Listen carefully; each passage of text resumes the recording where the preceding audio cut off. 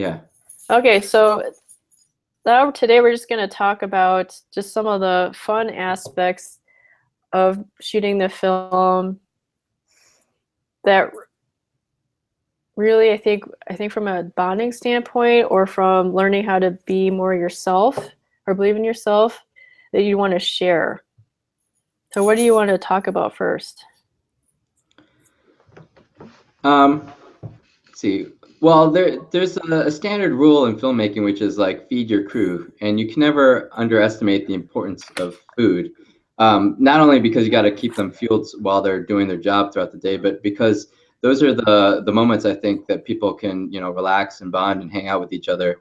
Like Tony did a great job helping with craft services, and a few other people pitched in there as well. And a lot of the great moments were like during lunchtime when we all got to take a break and sit around and talk about, other stuff that we're doing or just, what's going on in each other's lives. And you get to eat with different people like all the time. You just sort of sit down where there's a spot. So each, meal you may spend it with someone else. And so you get to know sort of everyone in the crew as the days go on.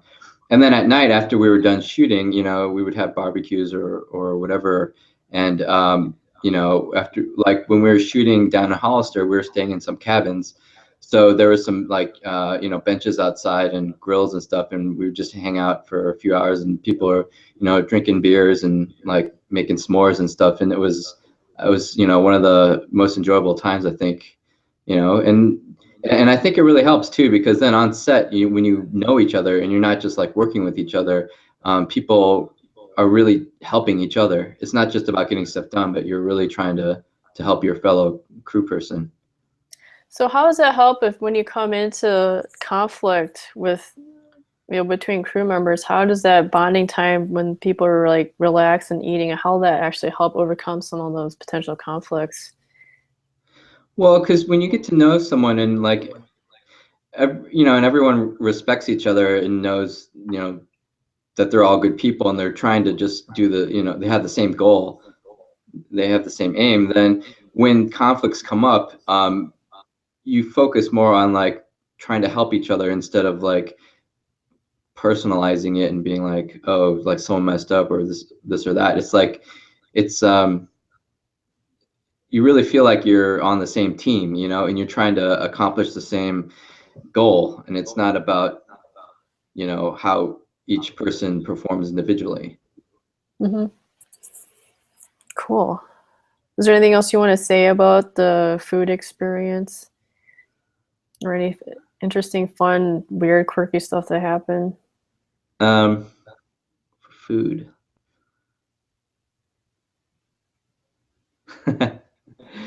Yeah, there. So some people have like certain foods that they love, and like Sam and Tony and others would go out of their way to make sure that it was like around. So, for example, like red vines. I forgot who it was, but like a bunch of us liked red vines, and it was always a little bit of a pick me up, like in between shots, where we just could go to the big bin of red vines and eat that.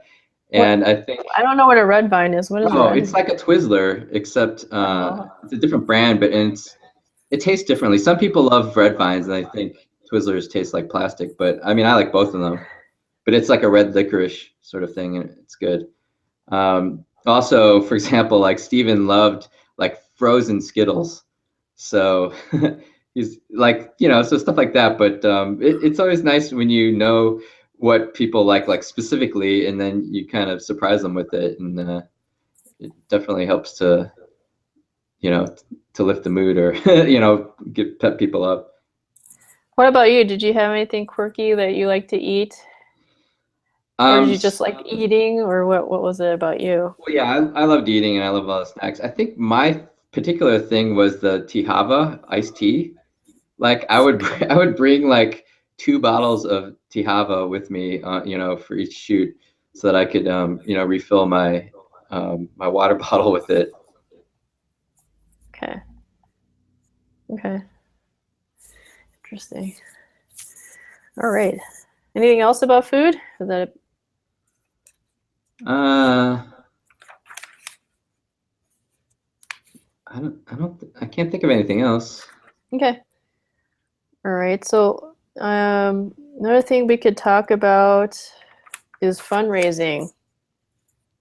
Oh yeah, because the fundraising part was its own project. It felt like Tony kind of spearheaded that, and we spent a good, I think, 2 months, 2 or 3 months preparing for it, and then doing it. Because we did the fundraising through Indiegogo, and you have to put together kind of the materials like describing what your project is and why you need the money and how you're going to spend it, and then also shooting a video. And so we ended up going to a local park and shooting some stuff, like all the producers and, the main crew people and stuff like that. And then Sam edited together. So yeah, so that was an interesting process because you have to kind of create some excitement and talk to your friends and like your people network, your friends, family, and like your friends' friends and that sort of thing. And so a few days before we actually launched the campaign, I sent out emails to make sure people knew it was happening, and then I sent another one like when we launched the campaign. And you kind of have to stoke the fire to kind of maintain um, sort of the contribution rate, because as it goes on, like if you say, oh, our campaign is just for like 3 weeks or 4 weeks, people have the tendency of, when you tell them, oh, we launched the campaign, they'll be like, okay, I'll do it a little later. But weeks go by pretty quickly, and the further on you get, like, it kind of drops off. So you have to do some work to, like, kind of remind people, and they don't mind because they want to contribute. They're just busy. And so Mhm. if you remind them and you kind of at different points, different people will then respond there, and you can. And we did a pretty good job, I thought, about keeping up the contribution rate, so that we ended up getting more than what we asked for, which was pretty awesome. And like it's really important to thank all the people that are supporting you, because they're the ones that make it possible.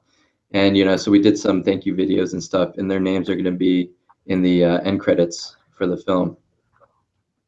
Cool. What kind of fears did you have to overcome, or what did you have to keep in mind while you're fundraising that was important?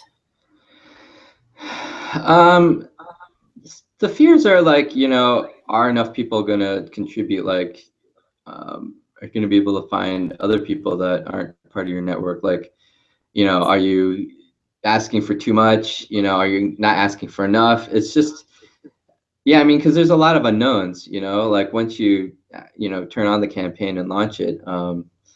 I think I was a little overly paranoid and like worried about it. And so I was like, I guess I was constantly pushing, to make sure that we were on top of things and stuff. And maybe it was a little too much, I don't know, but it turned out pretty good. I think I remember when I talked to you about this earlier, you also mentioned it's important to not be afraid to ask for what you need. Is that true? Oh, yeah. Because I mean, I even experienced this when we were trying to decide how much to ask for, because you don't want to ask for too much, because then if you fall short, then it looks like your campaign has failed. But if you don't ask for enough, then then you don't really have enough to work with. And also, it's also an issue of self-worth, I guess, because it's like, oh, should I ask for this much? Like, kind of like, are we worth it? Are they gonna do our family and friends think that we're worth it, and that Mhm. sort of thing? And so part of setting the what you're asking for is also believing in yourself, that like, yes, like I really do need this amount of money, and I'm gonna do a good job using it and stuff, because you know people are putting their trust in you. Yes, exactly.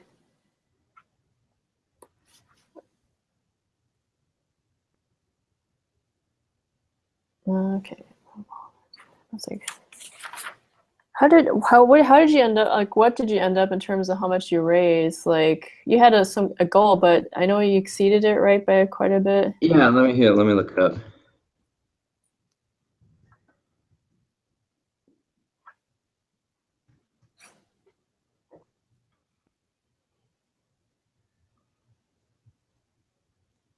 uh,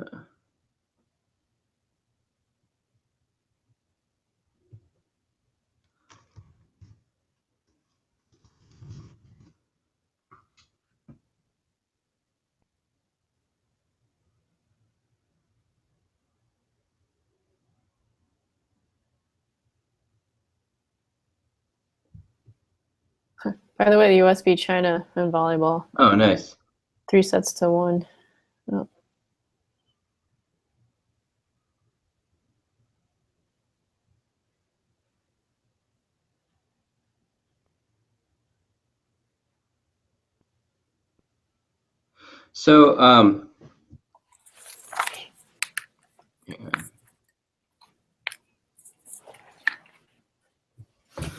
So, we asked for $10,000 for the campaign, and we ended up with getting 12,000. So, about 112%.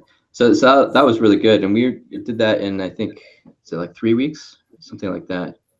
Really? That is really good. I forget. It was about a month. Mm-hmm. That's still really good, though.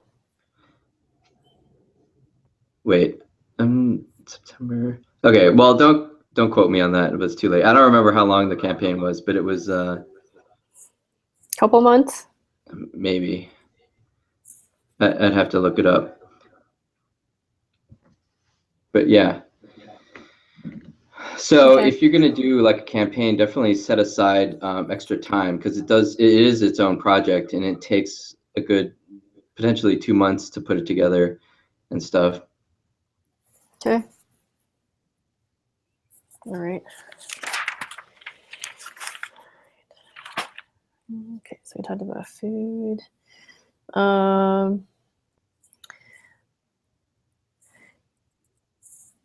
Okay, so we talked a little bit about in the past you're scouting for locations. Mm-hmm. I almost want you to talk a little bit about, we also talked about animals and you communing with nature. I just kind of want you to talk about the unexpected good things from doing this project, especially when you're shooting the film, whether it's just kind of going and just having road trips or just kind of what it was like to work with animals or what it was like just to be in nature. Like why was it so cool to be able to do this? Well, the tough days can also be the fun days. I mean, it makes me think about when we were shooting down in Trona Pinnacles. Mm-hmm. We were there for we shot for 3 days down there, and that Sunday, and we just had like a kind of a skeleton crew, right? We had one actor and I think 13 crew members, and then on Sunday, a few of them had to leave early. So then in the afternoon, there was just 7 of us plus Darren, who was the actor. And although it's harder when you have less people, it was actually in some ways a lot more fun, because we were kind of what you call like run and gun it. So like because we had a very limited amount of time, we had to like leave in the afternoon. So we were just driving quickly to the different locations and then getting our shots in and then moving on to the next one.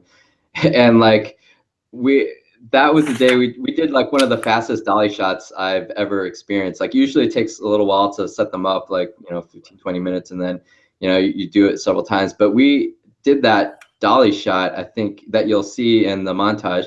We did that in a total of like maybe 15 minutes. Like we did a few takes, but like we were able to do it pretty quickly and then just move on to the next one. So we got into the zone, and it really felt good. Like we were working really well as a team, and like we're just getting done quickly, and it was kind of amazing. It was a lot of fun because we also got to go to the different areas in Toronto Pinnacles, like that park. So it's scenic, and it's just you're in nature, you're having fun, and you're shooting movies, and it was just a really great experience. That's like one of the days of the shoot that I really remember fondly. Mm-hmm.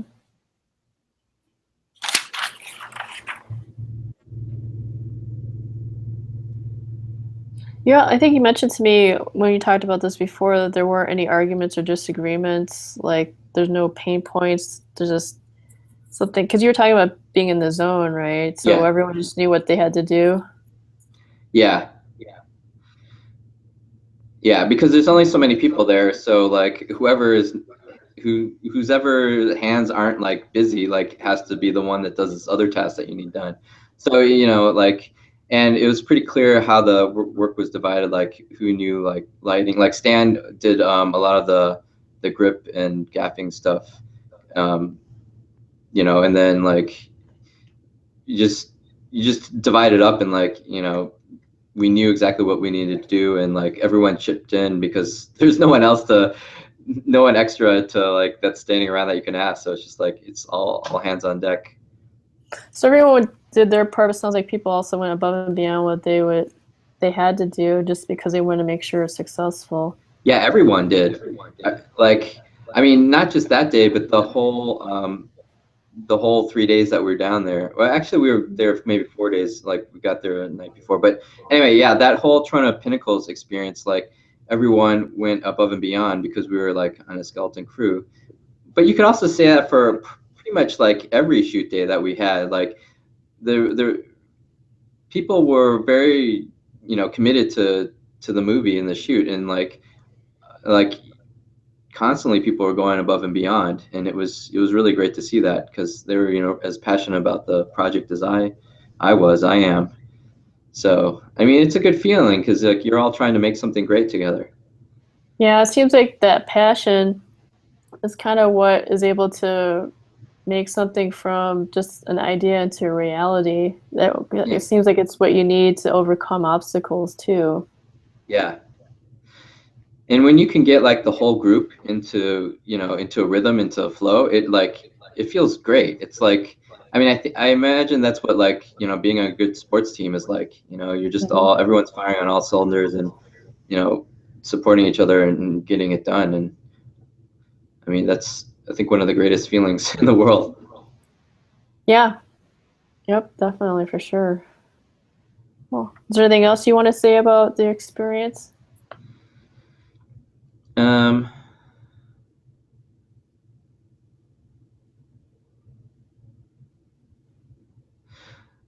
so I mean, there's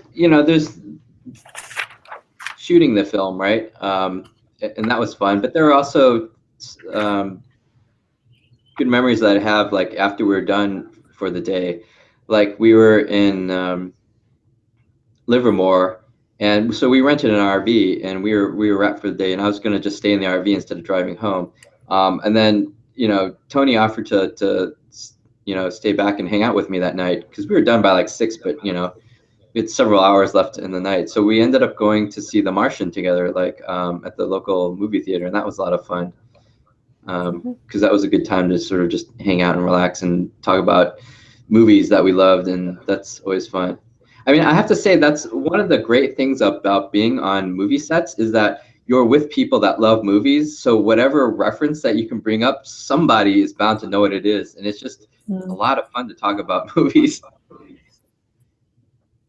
and people sharing what their favorite movies are and why and all this and that, or even movies that people don't like or are controversial. It's good to have some fun discussions around it. Yeah, it's like it's great to be around people that have the same passion as you because you really understand each other and Yeah, appreciate each other, right? yeah. Because like everyone one will know like actors' names, directors' names, like so you can talk about things in depth. Like you can reference a specific episode of Star Trek, and somebody will know what you're talking about, and it's kind of it's geeky, but it's like it's fun. It's like I was just gonna say, it's like you're with a bunch of nerds, man, and it's okay because everyone is a nerd. exactly that's where the nerds hang out. You can say, remember that episode from Next Generation called The Inner Light? And it's like, yeah, that was a great one. Oh my It's like you god. can I would have been cringing the whole time, like, oh my god, you people. yeah. It's okay. I geek out at spiritual stuff, so when we talk about all this weird crap, like I totally understand what you're saying because I like to be with people that I can be weird with too. Yeah. It's a definitely neat experience. You feel like you're not alone. Yeah, definitely. I mean, because that's why we're all, making films and stuff. It's like you have sort of a shared experience. And Hmm. before it might have been by yourself, but then now you can share it with them.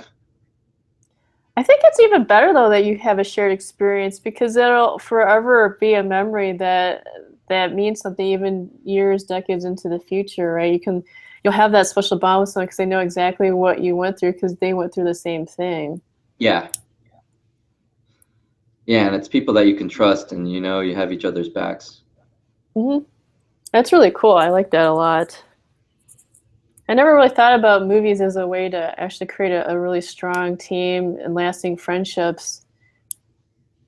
Well, the interesting thing is, I think making movies and startups are similar, because Mm, movies is a little different in that it only lasts for a finite amount of time for that particular project, but the way you assemble the team is similar to like a startup, and like mhm. you need all the different roles, different people, and and you always usually have less people than you actually would want or need, but everyone's like giving it their all and trying to create something great together. You also mentioned though you don't want people to all be like leaders though too. It's important to have people that lead or can contribute ideas, but also people that are willing to do the work, right? And just take direction. Yeah.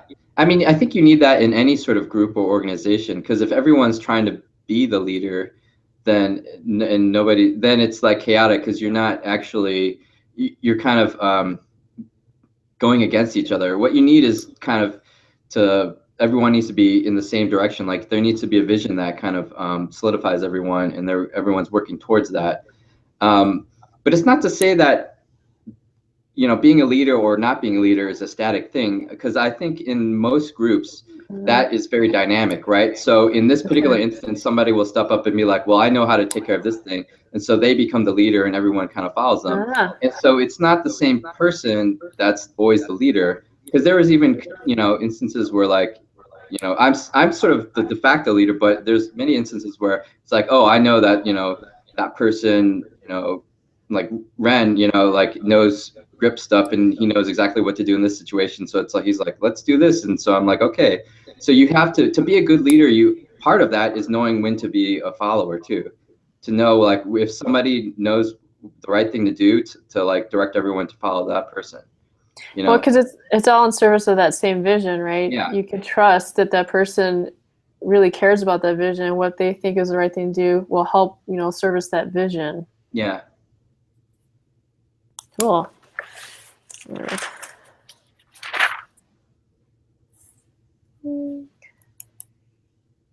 I think those are just the major things that we wanted to talk about. Unless there's anything else you wanted to bring up. Uh, I don't think so. You It's know, probably you know, better to keep it short and sweet Sure. so that you have it, it's a little Yeah. easier for you to edit. Yeah, I think the only thing I want to do, because I want to talk to your friends about the cooling vest, is to just The kind of get cooling you vest. on camera, like what you think about it. So if I can interview them about that, they're gonna like go, put them next to each other. Like, what are they saying? What you're saying, so you can kind of have a little bit tit for tat. Like, so what do you talk about the cooling vest a little bit that you The wore? cooling vest. Hmm. So I guess if you put a gun to my head and say, like, do you choose form over function? I would say I choose function first. And so when we were scouting, I knew that we would be shooting, outdoors in the sun and it would be warm. And like, I don't do that well when it's like hot and humid. I'm more of like a cool weather person. Yeah. So Right. I decided to go buy a cooling vest, which I think is pretty cool. Like they use it in different industries for people that work outside, but basically instead of it being ice packs, there's this gel in there that freezes at a different temperature so Mhm. that it's not so cold against your skin. And then it only takes about a half an hour to refreeze it. And so I bought this and I brought it with me to like all of our shooting locations. And it's a blue, it's like a blue, vest with like compartments that you can put like the cooling gel packs in. I can get it if you want. Like, There's behind the scenes pictures I will definitely pull to illustrate what you're but talking about. obviously it looks dorky. I mean, it's this pretty bright blue vest, and people are like, "Why are you wearing that?" Because sometimes it's hot outside, so you're like, "Well, why are you wearing a vest? Does that make you warmer?" And then I would show them, and so Sam and Steven always gave me a hard time about it because it does look dorky, but so I would always try to convince people like, "See, this is a cool vest. Like you would want one of these because it keeps you cool." And especially when it's hot, and they would try to convince them no, it's just like plain dorky. So it was fun. It was like I would take it off and let people try it, and some people are like, yeah, that's pretty cool, I like this. And then Sam and Steven would just roll their eyes at me all the time. Because it's kind of like a traffic cone too, right? You could spot it from a mile away. Yeah, well, and that way it was good too, because it's like it was always clear who the director was, like where they were. You could see me from a mile away. So I don't know. Maybe part of being a director is to come up with your distinctive look. And so when I do sound stuff, I always walk around with like the headphones like on my hat, and so that's part of my look. But then so when I'm a director, I have this like blue cooling vest Ah, on. I see. Okay, I got it.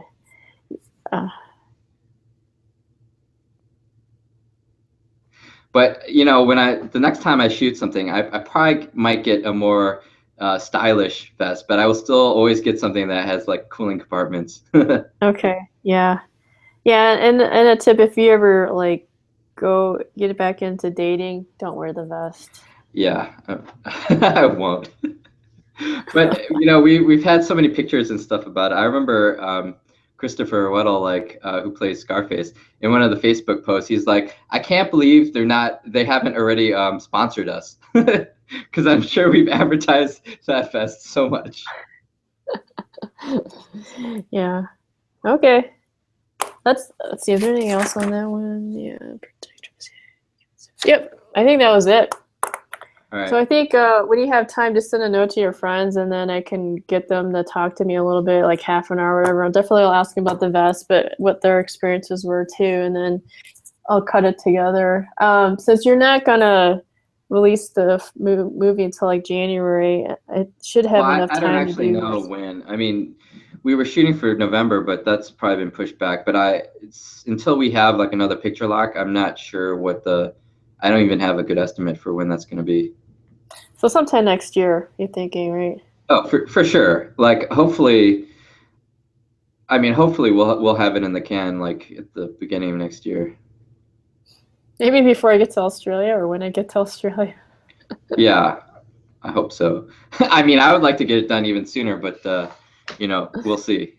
Yeah, there's a lot of stuff going on right now. Yeah. Yeah, but that should give me enough time to get through this because I think once I get back from my trip in October, I should have more time too to do some more stuff for you. But I'll work on some more stuff this month before I Okay. leave for my vacation. That's cool. Thanks. Shouldn't take me too long. I mean, this stuff is a lot easier to edit than the first go around that we did because it's all in one small chunk now. I just have to cut out like pauses and all that stuff. It's now like just the story. I'm just gonna go with stories now. Yeah. Yeah, the first time is always like, a little rough, and then as we do it, it should get better. Mm-hmm. Okay. All right. I'll see you later then. All right. Thanks, Angel. I'll talk to you Thank later. you. Okay, Yep. bye. Bye.